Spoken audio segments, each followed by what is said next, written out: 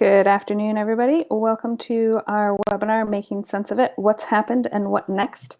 My name is Maddie. I'm coming to you live from Hackney, despite what my accent might imply. I hope everyone can hear me okay. And as anyone who's joined a webinar with me before, you'll know my classic sound testing mechanism. So if you can hear me over on the left side of your screen, it would be great if you can say where you're listening in from.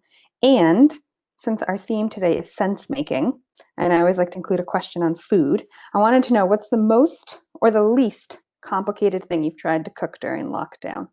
So, for example, I would say, Maddie, I'm listening in from Hackney, and the least complicated thing I did over lockdown was making a lime pickle. It took 5 weeks to ferment it, but it took only about 15 minutes of actual work spread out over 5 weeks, and it was super delicious and worth the wait. So, if people can hear me, if they want to pop into the chat, the least or the most complicated thing that they've done. My video is already stalling out, so I'm just going to give up on it. We've got Nick from Stroud, who made a lot of sourdough. Excellent. I'm curious if someone thinks sourdough is more or less complicated, to be honest. I think people have different thoughts on that one. Katie's from New Cross. Elderflower cordial, very nice. Naan bread from Sarah in Bristol. Excellent. Okay, people have heard me. That's great. I see a lot of good fermentation happening from this crowd already. So I think we're off to a promising start with the webinar. And thanks for everyone for jumping in there. We love having an active chat during our webinars. So I'm just going to take us through a few housekeeping things while everyone introduces themselves and their fermentations. Or they're easy like boxed macaroni and cheese. That's also very accepted. And then we'll get into the webinar. We love all things food here. It doesn't have to be complicated. That's why I wanted to do both ends of the spectrum. So over on that left-hand side, you can see on your screen, there should be the attendee list. You can see who else is listening in, and there's the chat bar. You can use this chat box to ask questions throughout the webinar, share information with other attendees, share your contact information if you want to. We love it when it gets quite active in there. It's public, everyone can see it, but you can choose to send messages to people privately. And if people ask questions in there, I always repeat them out loud for the recording because the webinar is going to be recorded and on our website later. Yeah, like I said, it's a great opportunity to connect with people. We highly encourage it. At the top of your screen, there's also a thing that says ask a question. It's a green button. If you do want to use this, you can. It will privately send a question to myself and the presenters. We're happy to pick those up, but since we kind of use these as quite a general public forum, we suggest as a first the chat box. As I said, we're recording the webinar. We'll put a link to it on our website, and I'll also email it around to everybody who's registered. It'll include the sounds and the slides, and I'll have it up there by the end of this week.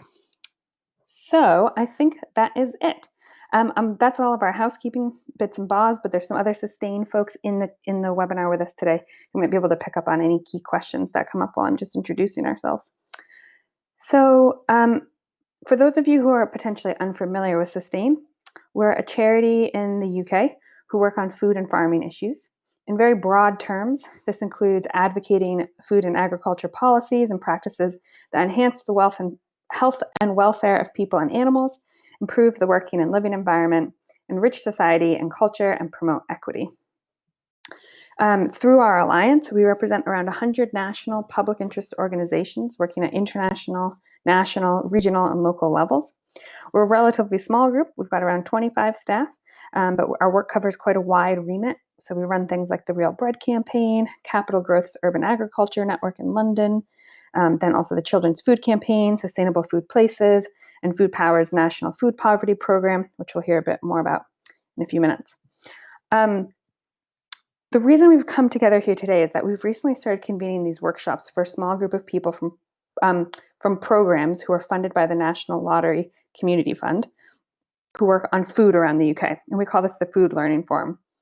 And the aim there is really to improve connections and strengthen our sector, partly through workshops for these members, but we also want to make sure that we're sharing any of that learning from the forum more widely with our Sustain Alliance members and others working in this area. So following each workshop, we're hosting a webinar like this on the same topic that's available for everyone to join, and then also will live on our website for eternity so other people can listen to it. 2 weeks ago, we had our second workshop, now virtually, of course, which Ian facilitated and focused on the RSA's tool to help make sense of responses to COVID-19. Could be used in not COVID-19 circumstances, but we'll come to that in a minute. And so we're looking at what was paused and started fresh as what should now restart or continue. So we're delighted today to have Ian joining us again to do a recap of where this work came from and a bit more how it can be used in different settings. And in thinking about this webinar, we'd really like participants to consider how they could take this tool back to their own work, whether as an individual. I've thought a lot about how it could just be used personally, or as an organization, or as a program or a project you deliver. And on that, we're also going to hear 2 examples of how it's been used by people at Sustain. So Simon, who I work with on Food Power, is going to speak about how we put it into practice in our small breakout discussions during the Food Power gathering, which was in June, and kind of what that has shown us about local responses to food poverty going forward. And then our colleague Hannah is also going to talk to us about how it's been helpful when taking the initial steps of developing a food partnership in Buckinghamshire County. So we're kind of, the purpose of the webinar here is kind of twofold, is that in the sense that we're trying to share something that's quite practical, and then also give examples of where it's been used and kind of the content that we've learned from it. So we're going to hear a bit about the tool from Ian, but then also the application and also the learning of the application on these specific things around local responses to food poverty and developing a food partnership. If you have questions, we definitely want to hear them. The speakers are ready for them. I'll be keeping note of any questions that come up in the chat as we're going along. So feel free to just stick these in as they pop into your brain. And then I'll bring them up at the end, or if we have anything that's like clarifying that I can get the speakers to address right away, we'll see if we can get to those right off the bat. So that is me, and I'm going to pass over to Ian now. Thanks, Maddie. Good to meet everybody, albeit virtually. My name's Ian Burbridge and I work at the RSA. Some of you will know the RSA. It's an organisation of 260 something years standing, always interested in uniting people and ideas that have some impact on the world. And really that's at the heart of what we do. You may have come across RSA Fellows, you may be one yourself. I work in the part of the organisation that's looking at new ideas and models and methods to help us make sense of what's going on generally, even before COVID hit. Before I went to the RSA, I used to work in local government, community development, community engagement, as well as strategy and partnership working. So trying to blend a bit of that practical experience with the ability to do a bit of research and some sort of freer thinking. And that's really what led to, I guess, the development of this framework. And just to put into context, when this kicked off, I'd already been doing a program of work with my colleague Alexa in the US about the nature of change, how change happens, why it's seemingly both really difficult and really quick all at the same time, depending on context, depending on circumstances. And we're doing some work that's continuing now that's starting to unpack that in more detail. And the framing really as COVID landed was, okay, so how can we apply what we know already to this very intensive change program? I'm going to take you through a little bit of a framing of the model that we came up with, some thoughts on how to apply it, and some examples of how it's being used and what's come out of it. This is, as Maddie was saying, the condensed version, but hopefully it will be useful stimulation and provocation. And I know some of you have already played and used it already, and that's great. So change itself is just important to put this in context, I think, in terms of it's a process that's ongoing, that's continuous, but actually when it's intensified in the way that COVID is intensifying change, in the way that it's calling into question all sorts of things that previously we held as a reality or that we took for granted. So change as a disruptive force and a disruptive process really has this idea of breaking up the world in which we once knew it. The end of safety, the idea that people resist change because it's a resistance of that feeling of what we're familiar with, what we know, and can in some respects feel like a step into the unknown. And I think what COVID has really done is highlight this idea that we're all in it together. There's something something is happening, and globally this is something that we're all facing. So whilst it may well and is playing out differently in different contexts, in different communities, in different institutions, in different countries, the galvanizing force is the same. And what Rebecca Solnit does brilliantly in her book A Paradise Built in Hell is talk about how disasters, in a way, rupture the things that the ties that hold us together, the sort of the norms that we take for granted in our lives, in society more broadly, and offers in a way an immediate period into which we step, one where we need to rethink things for ourselves, we need to figure things out, we have the opportunity to do things differently because none of the old ways of doing things exist anymore. And the Blitz in London being the primary example of this, she covers lots in her book, Rebecca Solnit. This idea that in the aftermath of disaster, there's a sense of togetherness. There's something that brings us a collective spirit, a collective purpose, if you like. And that sense of solidarity is super important. But I think what's relevant for where we are now is she also talks about how that can be a short-lived, as she describes it, utopia. Because those that benefited from the world as it was previously configured pre-disaster are suddenly having to scrabble around and figure out how to reimpose the way of operating, the way of being that worked for them.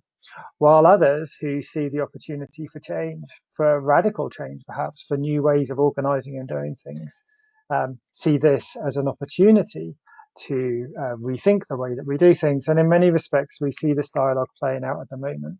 And I think it's just useful to bear this framing in mind, because when we put the framework together, we were very much thinking about how can we help people navigate what is both a crucial, complex, uncertain, difficult period of change, but also be aware of these tensions through which we're trying to navigate. So the framework itself really looks at two broad questions. Across the top of the framework are the things that we've started. So what have we started? What new practice has emerged as a response of this particular crisis? And as Maddie said earlier, it could be any crisis. And what's the old practice that we've had to pause or stop completely in order to enable us to pivot into the new practice that we needed to create that immediate response? And so what we do with the framework is we start to build this out in a bit more detail. So the first quadrant, if you like, looks at the things that are new, but that are only ever going to be temporary measures. And these are the immediate responses that we've had to do. And I'll give you some examples later. But, self-isolation, schools closing, shops closing, these things are an immediate response as we went into lockdown. And the core question that emerges here is, when the world reaches a point that we can start to emerge a bit more mindfully, maybe we're there yet, depending on who you listen to, depending on which country you're watching, how do we actually let go of some of these temporary measures? Because in more authoritarian regimes, we see temporary measures implemented through the confusion of a crisis then become permanent measures. So we need to be mindful of the activities that fall into this first quadrant. And then the other thing that we've started are activities that actually show some signs of promise for the future. And this is where that whole sort of quote about disasters accelerating change. You'll hear people talking about we've had more change in this sector because of COVID than we ever managed before. These are the things that we want to hang on to, that we've been trying to bring about all along. And a classic example here would be, video-based GP consultancy appointments, for example. Core question here is, how do we ensure that those innovative measures last beyond the crisis itself, that we embed them and we sustain them? And then what about the things that we've had to pause or stop in order to respond to the crisis? These are the things that in an ideal world, we want to continue to let go of. There are activities we've stopped. We really don't want to restart. We all have them, certainly within organizations or within systems, there are things that you're just like, please, can we just move away from this practice? This is a good opportunity to say, well, you know, we don't actually have to go back to exactly how it was. We could rethink and reorganize. And the other crucial insight when we look at the things that we want to put into this box, by letting go of things, we create the capacity within the system, and the resources are freed up sufficient that we can amplify that innovative and new practice that we've identified. If we don't do that, we're only ever layering innovations on top of an already unfit for purpose system. So we have to cut out the dead wood, if you like, in order to allow the new things to flourish. And that's why this is crucial. And then finally, the probably the most obvious one at the moment, when we're looking at high streets and shops and nail bars and the like reopening, and schools trying to reopen, is how do we restart things that have previously been on pause?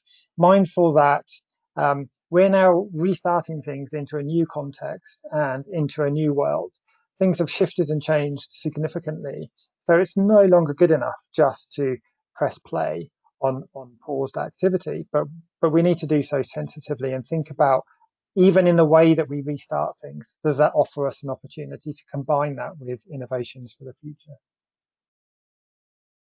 That's the framework and its short overview. Here are some examples that I've come across in the work that I've done across a range of sectors, from the police to the NHS, from local authorities to schools. We had an RSA fellow in Australia sent through a report he'd written based with his senior management team based on this framework. So it's interesting the extent that it's travelled and it's being used in different sectors by different people.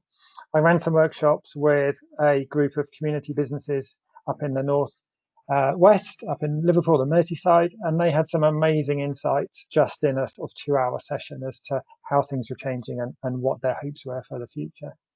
So I'm not going to read these out. You can see them and the slides will be available afterwards. But it does just hopefully start to illustrate the idea that we don't just have to have a single response to every single thing that's changed during the COVID pandemic. I think the other crucial piece for me in this is the reflective learning that is required as we go through this. Otherwise, we're only ever observers of change. We're not participants in change.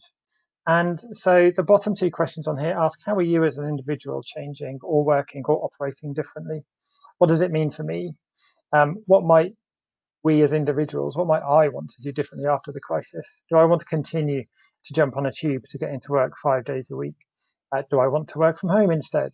How am I feeling about work and family? And are my priorities shifting as a result? Because we need to see these changes within ourselves.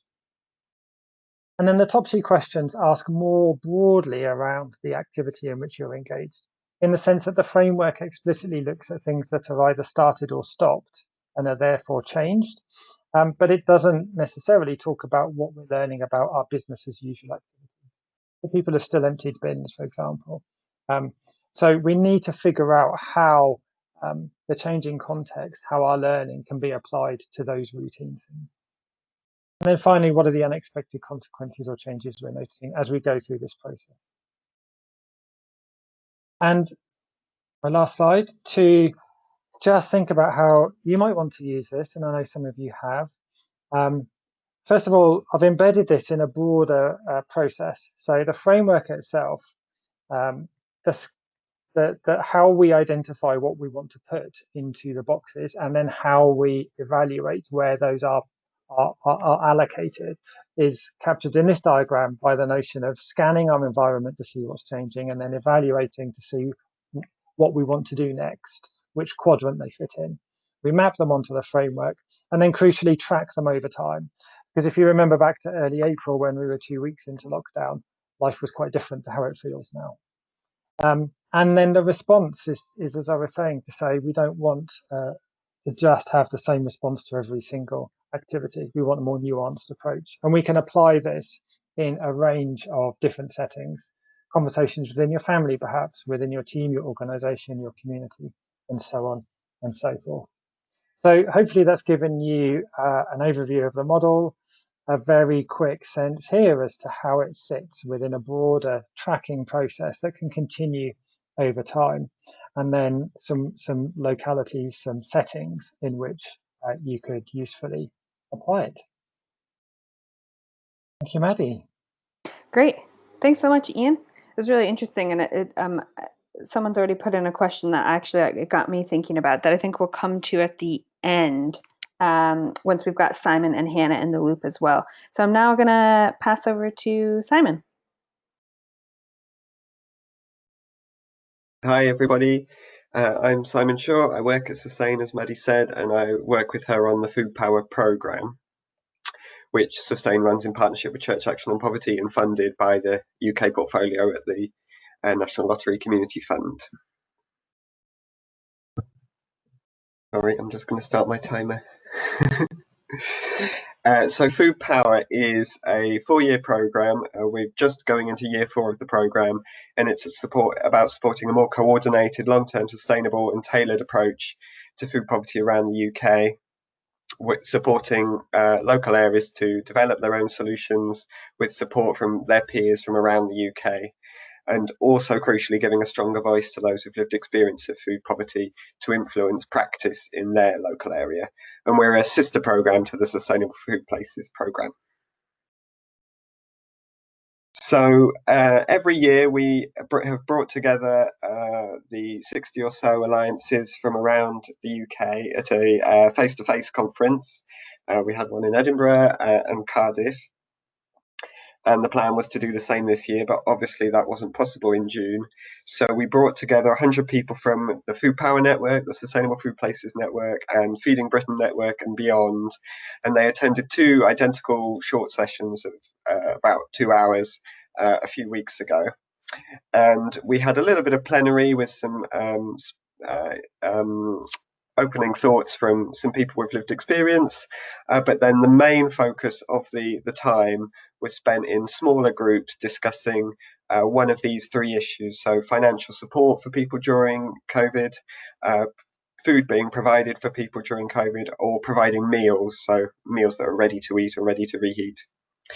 And those breakout sessions were facilitated by our team of peer mentors with staff from Food Power, Sustainable Food Places or Sustain taking notes as well. So quite a lot of staff were involved in making that a success, which I'm very grateful for.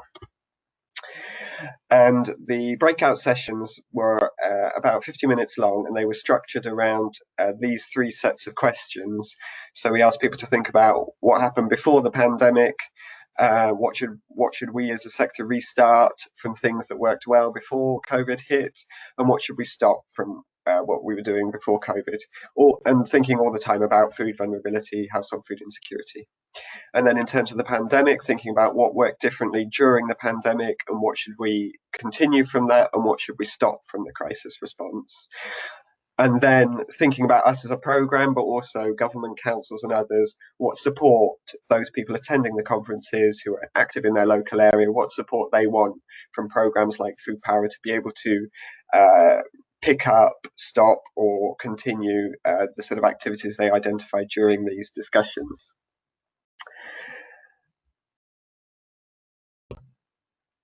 And then in terms of presenting back, in terms of when I was then trying to make sense of the sort of massive amount of information we gathered during the day, I haven't necessarily presented those back according to Ian's grid, but partly it was about sort of trying to make sense for different communications we've got.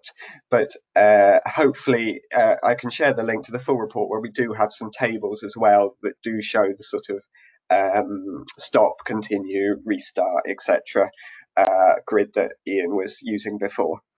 So what we really found through our discussions was that it was very much 2 sides or more to every story that we were gathering. When people were responding to the questions, we often had some sort of flip sides to there's so much variability across the UK. So some people were saying we want to continue this in our area, and some others were saying this has gone really badly in our area, but they were talking about the same things, such as working together.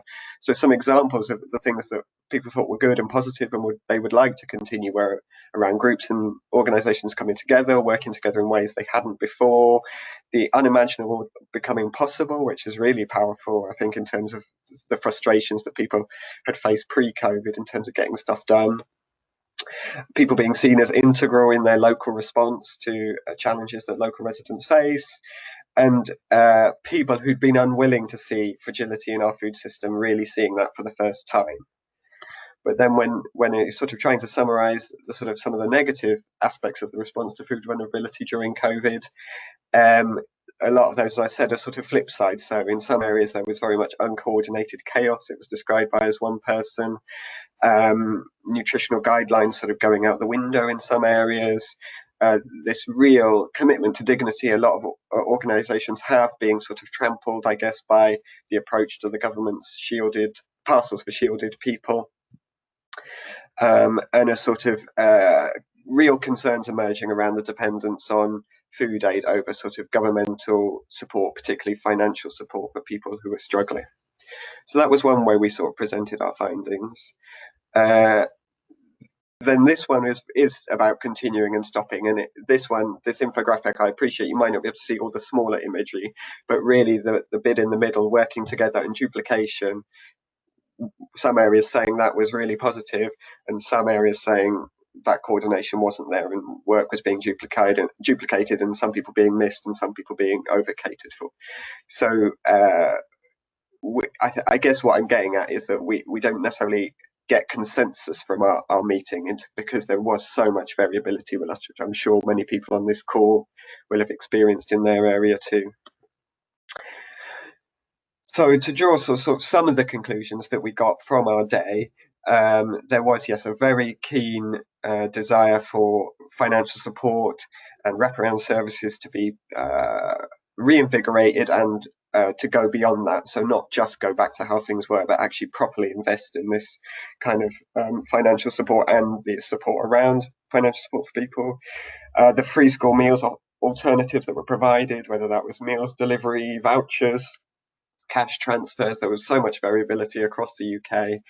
There are so many lessons that people wanted to pick up from that. Then there was a particular thread around supporting the existing social security system, again, not going back to how it was, but dramatically improving universal credit and other support for people, but also quite a strong desire to move away to something even sort of more radical, I suppose, around universal basic income or something around minimum income standards, so that social security and support from the state really does reflect the real cost of living and supports people to live the lives they want to live. And then also a particular focus around nutritious and high standards of food that being offered to people in a dignified way. And again, there are multiple examples of that happening before COVID, during COVID, but a lot of examples where that didn't happen for various reasons and not necessarily at all the fault of those responding on the ground. And then in terms of sort of more higher level policy thinking from people, there was this real desire to hold on to that quote I had before about what is possible, is the window being broadened and we mustn't allow that window to close in again. The really reinvesting in this desire from a lot of us in our movement to not institutionalize food aid. A lot of us were talking about that before COVID, but I think there is a real risk that COVID has accelerated that, and so there's a greater demand from the sector to do more on that than we were doing before together. And so that involves putting political pressure and pushing for change alongside meeting more immediate needs in our communities. Some interesting discussions around participated decision making involving people with lived experience and real desire to shift where power and decision making lie in local areas. And I think, again, something that Food Power as a programme is explicitly trying to enter into those dynamics around power, but I think a real desire from our network to really try and capitalise on the current situation to see a real shift. So just briefly, some reflections on using our sort of version of the RSA framework. Just a couple of quotes here from people who attended the day, who felt that the framework allowed people to have conversations that aren't easy. And I think that was really rewarding to see. And the idea that it did help people structure and break down what has been going on, because it's been so complex in some places. It's been overwhelming for sure for many. So really grateful to the RSA for helping us sort of help people to take this time out in a way that they felt was sort of efficient, but also useful to them personally. I was pleased that we put in place the clear structure for facilitators and note takers. We provided note takers with a template, so using the grid again, so that despite having a lot of information back from the 11 sessions we had, it was all in a fairly consistent format and meant I could make then a mega grid, which then slightly overwhelmed me, but then I had to then rationalize that. And there was a lot of repetition, but in the best sense. I could understand the trends because there were repeated mentions of similar things.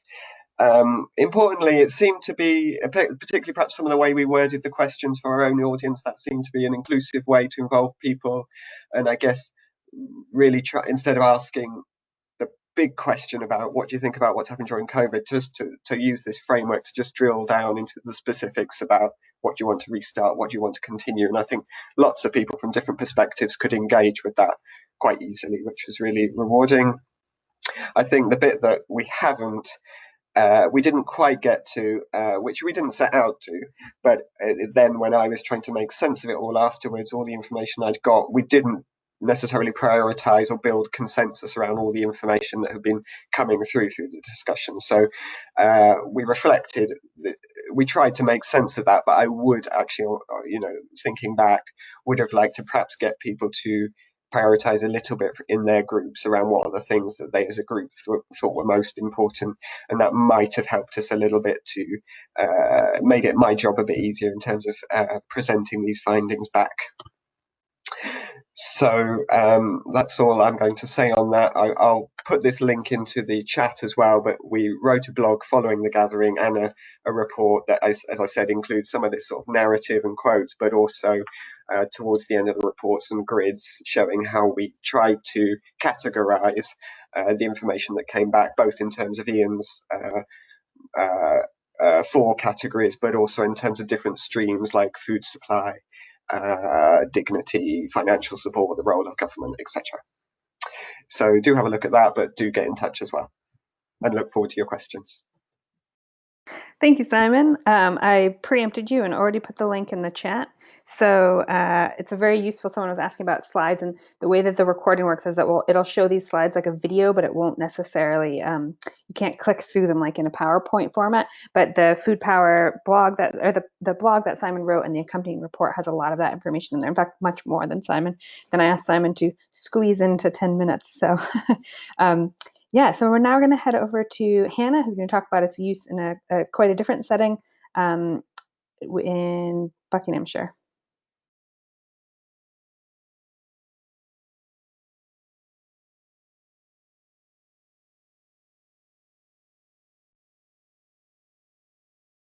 Looks like Hannah's video is turning on, but hopefully she will unmute herself as well.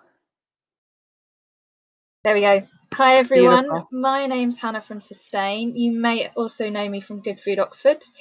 So this first slide, which I hope you can see here, this is me at my husband's apple juice business in Oxford selling juice. And the work that I've been doing for Sustain has been around a food partnership for Buckinghamshire, investigating the need for a food partnership for Buckinghamshire. Now, I'm Bucks born and bred, but I did found and ran Good Food Oxford for 5 years, so it feels a bit like coming home. So this project is funded by the Rothschild Foundation, and I was essentially looking at whether the Bucks food system would be interested in more collaboration and more joined up working.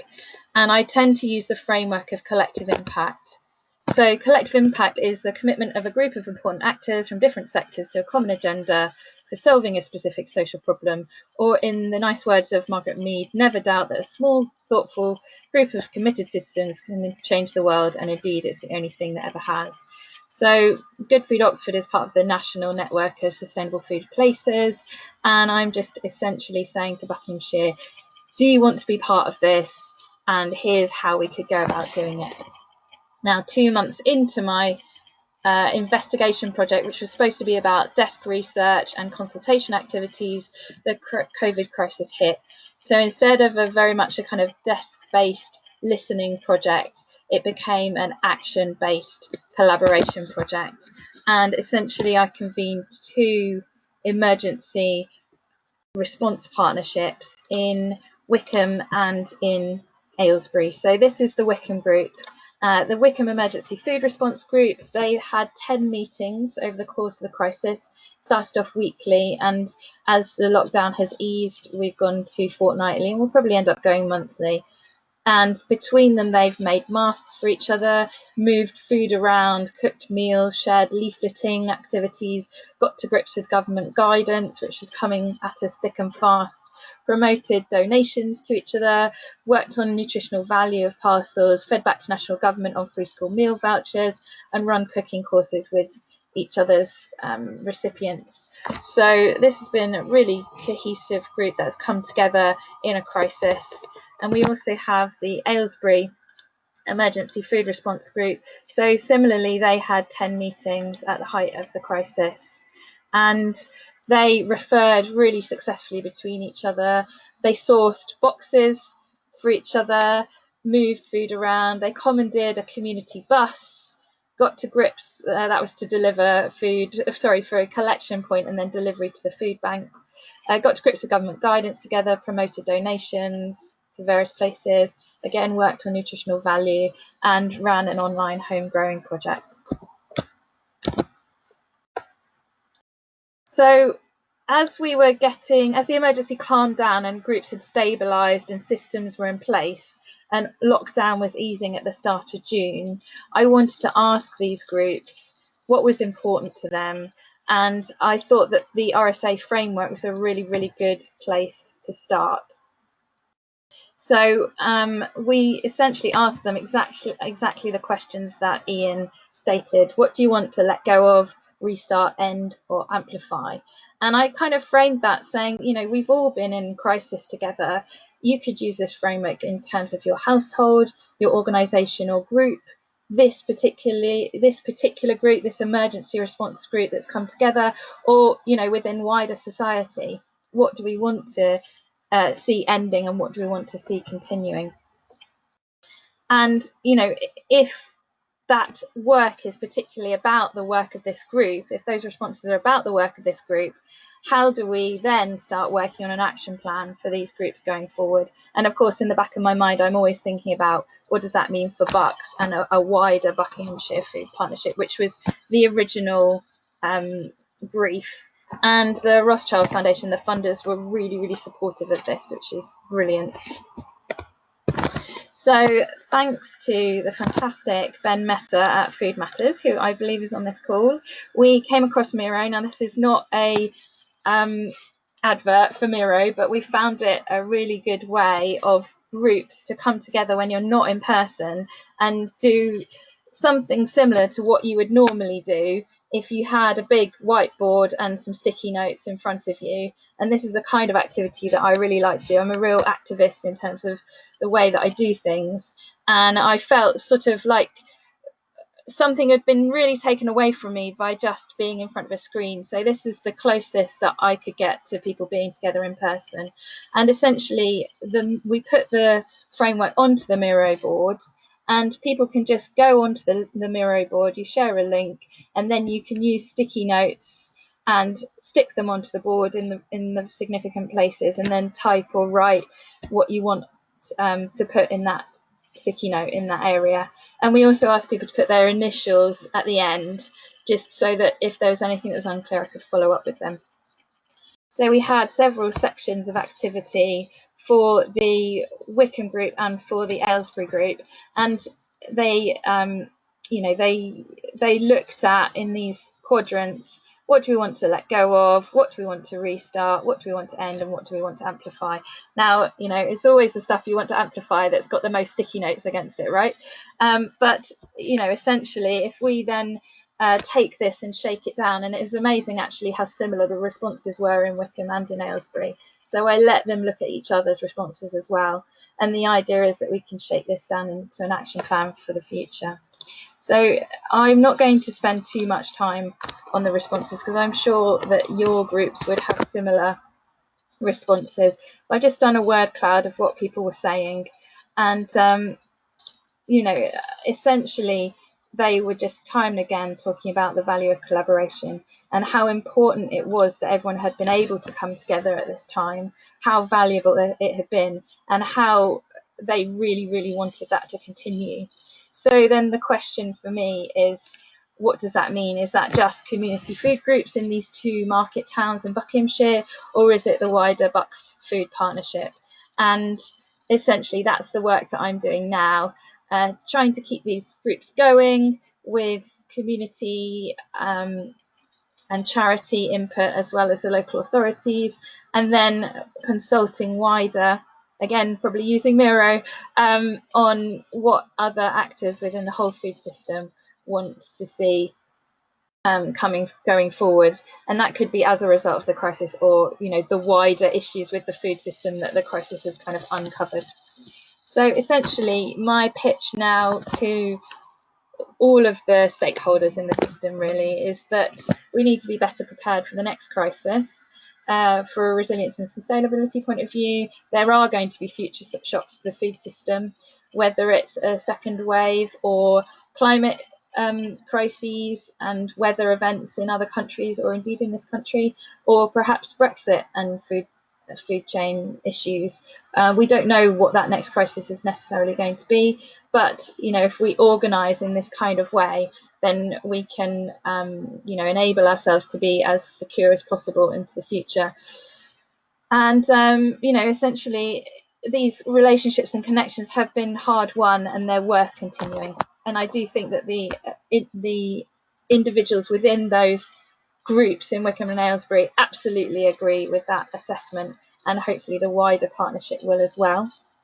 And where we are at the moment with the emergency groups, just in case you would like the latest news, is that we think that the 2 groups are going to be small core of organisations that always work year round on food, whether it's in a community way, you know, lunch clubs and growing groups and so on, you know, hot meal deliveries, or whether it's in a crisis basis, food banks and so on.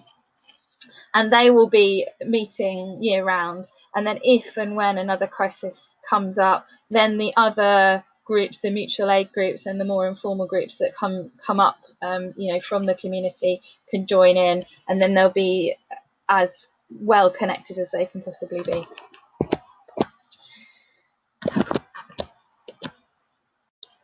And that is it for me. Great. Thanks, Hannah. I've got kind of 3 kind of clumps of questions have come through so far. So I'm going to actually, Hannah, if you want to stay with us for a second, come back. Sorry, I can't be on video, you guys, but it's just not worth it, I think.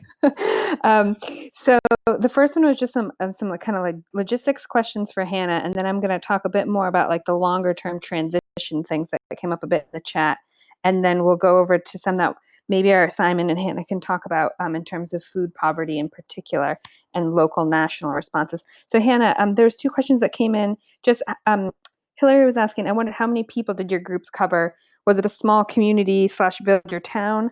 And someone else was asking which sectors people came from.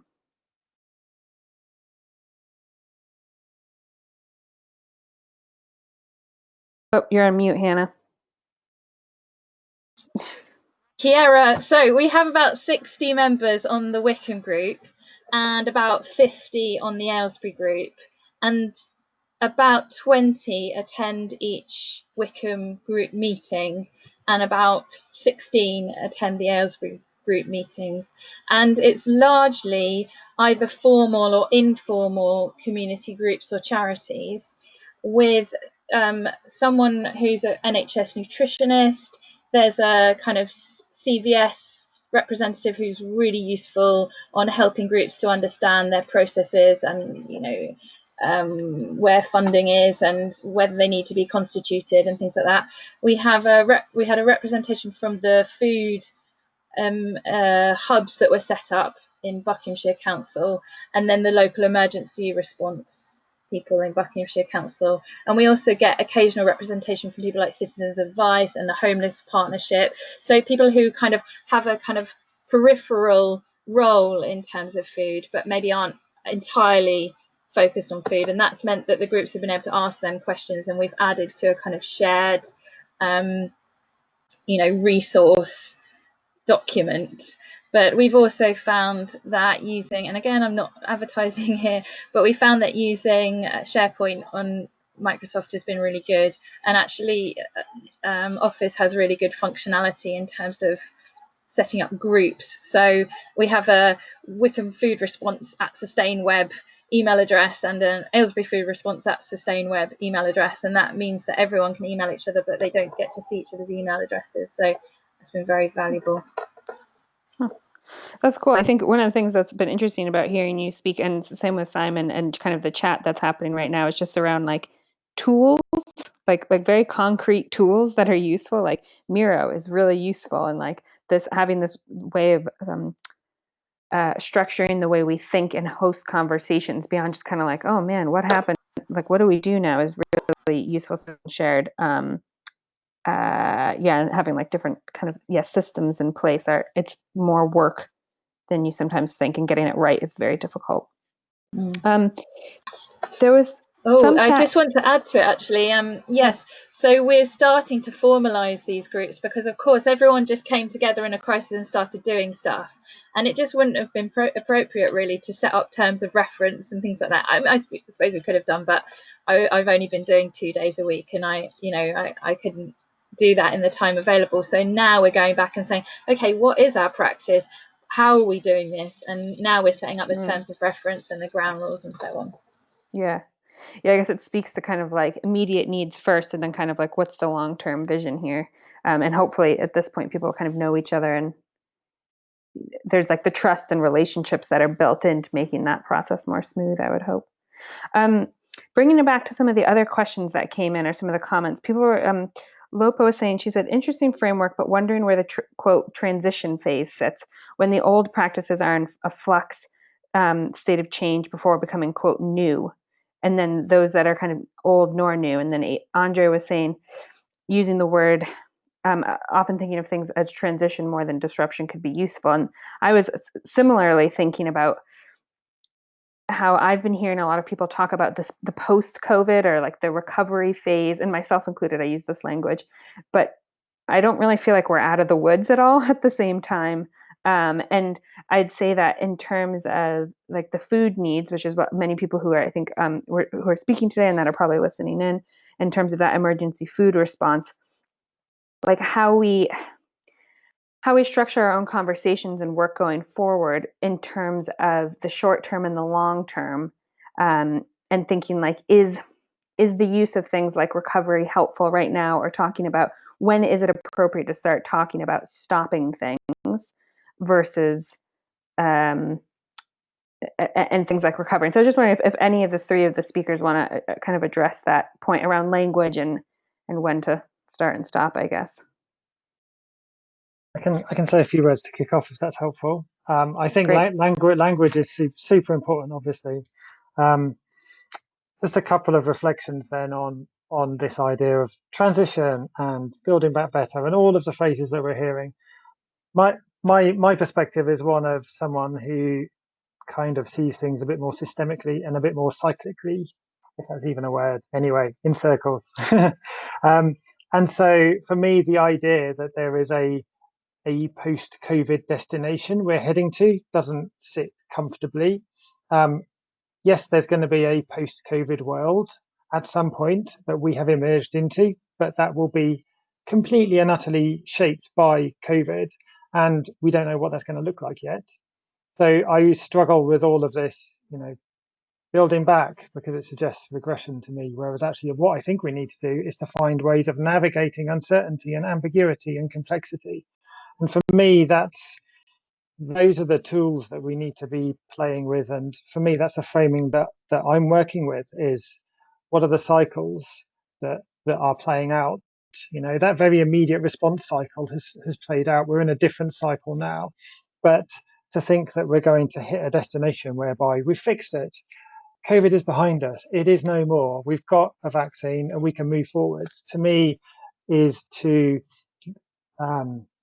delude ourselves a little bit perhaps as to what the challenges are that we need to address now. And if we address them now and we do them in a sensitive way, I think we stand more chance of that future being the one that we want it to be.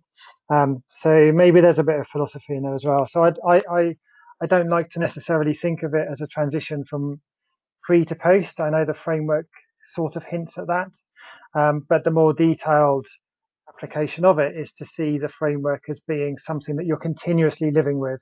Some things that started off as being a short-term response to the crisis actually could evolve into an innovation that you want to scale in the future, for example. So how we continue to have conversations using a framework or whatever else is most helpful for people as we build into that future, I think is crucial. Yeah, I think I just want to say, from the sort of on the ground point of view, we're certainly starting to talk about the new normal rather than recovery. And I think it's a combination of leading and following. So we're obviously having to follow government guidance and, having to follow various initiatives that the government is putting in place or not putting in place, like, for example, stopping the shielding parcels and what that tells us about the science. And, it might be that the stopping the shielding parcels could be a bad thing because it means that there's more people coming into food aid, but it could be a good thing because, people are therefore more able to get out to the shop. So, but I think that there's also an opportunity now. There was a question there as well about what are policymakers doing.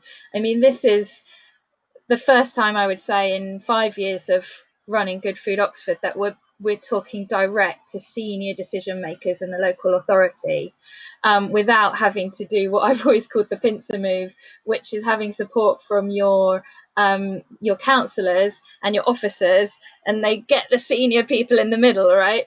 That's always been the way that we've had to work. And finally, we've been fast tracked to talk to senior decision makers, and they're saying, well, what is the food system? How does it work? And how can we make it work better for people? And how can we make sure that it supports the local economy?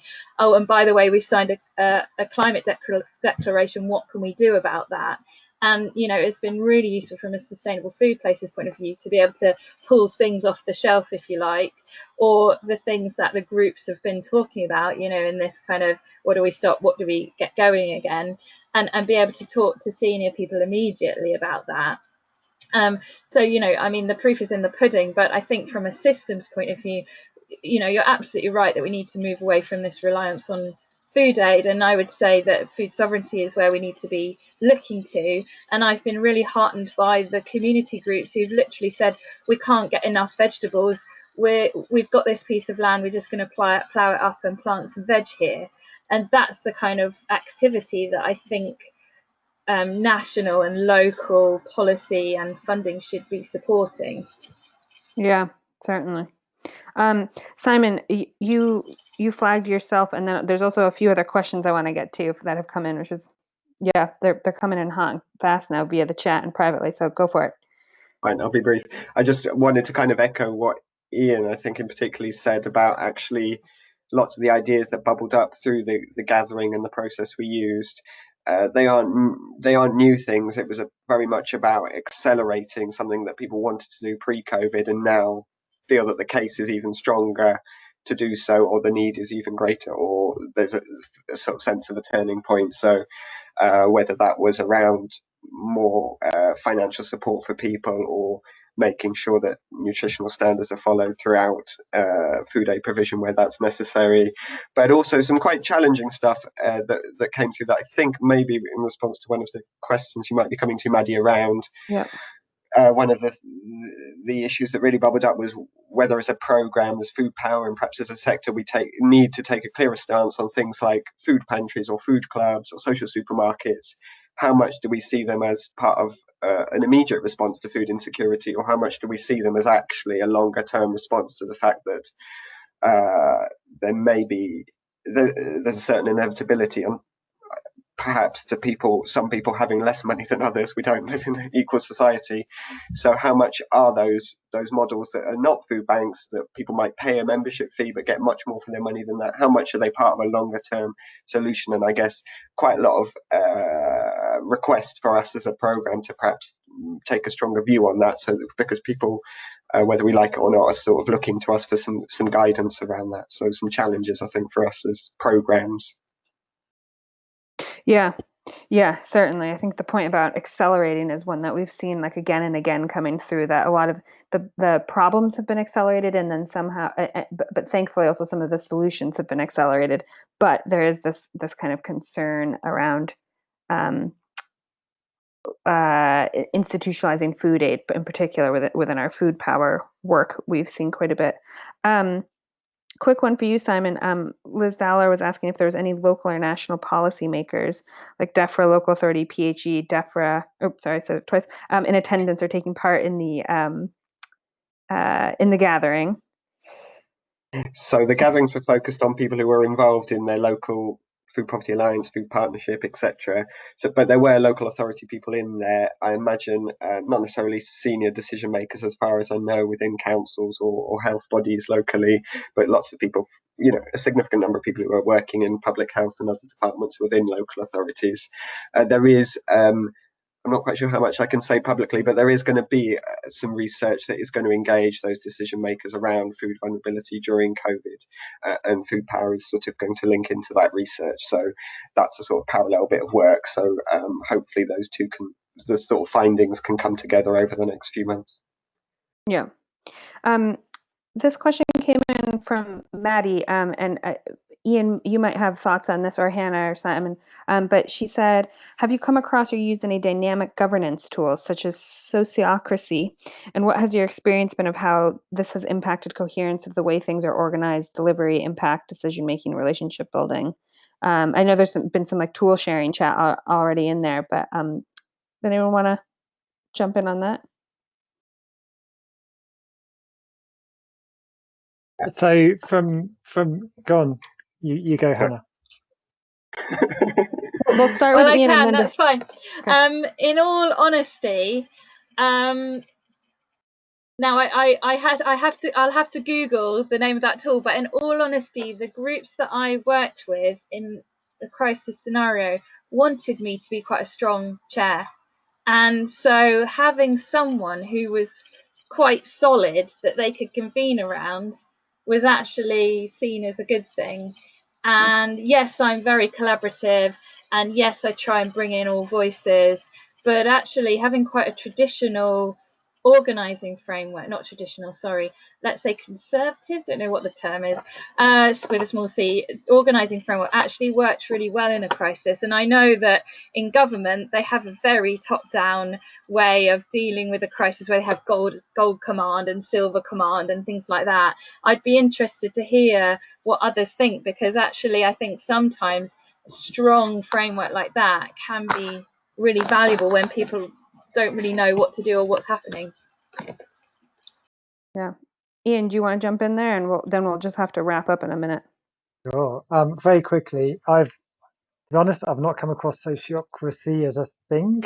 There are all sorts of, as you know, different governance models around everything from the sort of self-managing teams approach. Bertsorg is a previous RSA winner, for example, all the way through to things like pro-social as a methodology for how you bring people together around a common issue and collaborate effectively. In terms of, so there's that. In terms of how you can do that most effectively, given we're all communicating through a screen, that's a challenge, and that's why some of the tools that have been mentioned are really important or helpful. I found that just using a simple Google Doc works really nicely with groups of people and enables collaboration, and you get a bit richer content perhaps than sort of, if you were in a room and you were writing on post-its. But I think there's like the two aspects for me: one, sort of group governance, and then the other, how you can effectively engage with that group and tease out some lessons. Yeah. Unfortunately, there's a few other questions, but we have hit 3 o'clock, and I love punctuality, as everybody knows. So if any of the speakers want to jump into the chat, I'll leave that open for a few minutes. I think I can hear Hannah hard at work typing, actually. But if the point about consensus, that was a great one, Hannah. Actually, there was a point about that I'd written down about this idea of, like, I think Simon made a good point that this tool, it sounds like, in the experience of, there's this tension between like two sides of every coin versus consensus, and how far any I don't think any tool will get you. So yeah, I wish we had more time to discuss that as well. But potentially just we can end on acknowledging that it's not necessarily the goal to always get to consensus, and rather recognizing the contradictions that we're all seeing right now is part of the process. So thank you so much, Ian, Hannah, and Simon, for joining us. Thank you for everyone who has been participating in the chat. I'm sorry we didn't get to everyone's questions, but I will share all of the slides as a PDF, most likely in an email, along with a link to this recording. And if you're interested in other Sustain webinars, you can check out what we've got up on our website, as well as follow us on Twitter and things like that. So thanks again to the speakers and to everyone for joining. Have a good rest of your afternoon.